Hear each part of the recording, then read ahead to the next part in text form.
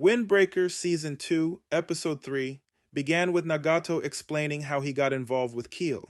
Right after his and Anzai's middle school graduation ceremony, he found someone being bullied and having his money taken.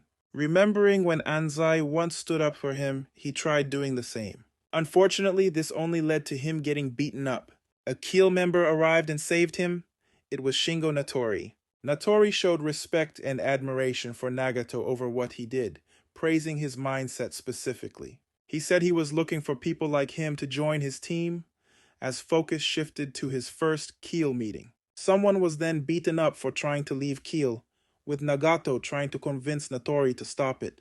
He instead turned around and punched Nagato, calling him easy to control and the perfect sucker who'd never be able to leave Keel. Then began a brief montage of Nagato being forced to bring Keel ever-increasing piles of money.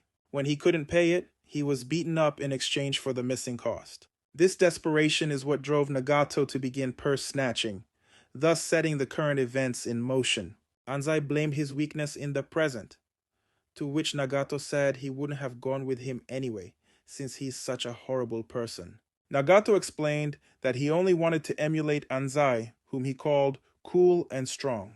Anzai simply hugged him in response as a flashback to the two of them and Tsuchiya playing as children was shown. A young Anzai was shown in awe at Nagato's ability to not flinch at his own pain since no one else was hurt, saying he was always cool and strong in the present. Focus then shifted to Akihiko Nirei waking up as he was being carried home by Taiga Tsugura.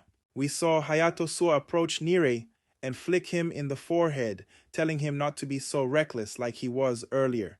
However, the two of them and Mitsuki Kiryu then acknowledged that Nirei's decision to contact their upperclassmen is what saved the day.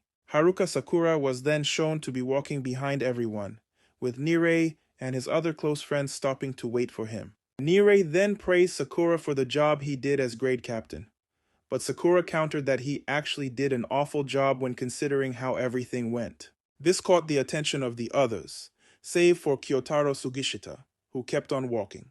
Anzai and Nagato then expressed their thanks to Sakura and their pride in him. The others also commented that their injuries were their own faults, not his, with the others' words also reassuring Sakura. Everyone gathered around Sakura, reassuring him that he had nothing to worry about or to blame himself for. Sakura then got a new feeling, trying to figure out what it was and what was causing it. Renkaji, Takeshi Enomoto, and Yuto Kusumi then discussed Kaji's early days as grade captain, which saw a similar situation occur.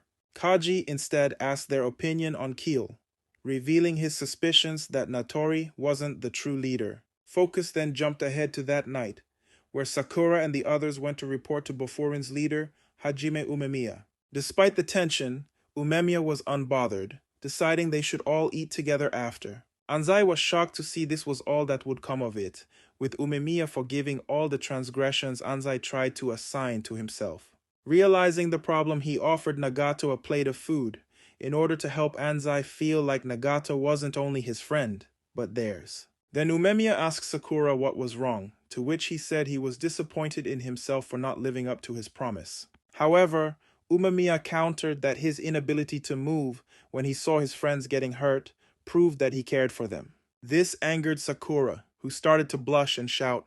After they all parted ways, Umemiya and Toma Hiragi both mused on how strong Sakura would one day become. Sakura, Anzai, and Nagato then met up with Tsuchiya, where she began hitting Nagato and calling him a moron. She then cried while saying they were both so beaten up before welcoming them back sincerely. Sakura tried leaving during this, but she asked him her name before he left and thanked him after. Focus then shifted back to Keel's warehouse, where all of its members were still unconscious, save for one who stood up. They comment on coming there to watch the fight with Furin before asking them why they lost. He added that Furin had gotten weaker, even if they were first years, before saying this was the end of Keel as he left. The episode ended with this character removing his Keel hoodie, some of his tattoos being seen, while he said he now had a great card to play against Furin. Episode 3 balanced beautifully with a meaningful focus on true leadership, but also fully wrapping up the Keel arc while also ensuring Sakura's character development stays in focus. So guys, This is Anime Chato. Have a good one.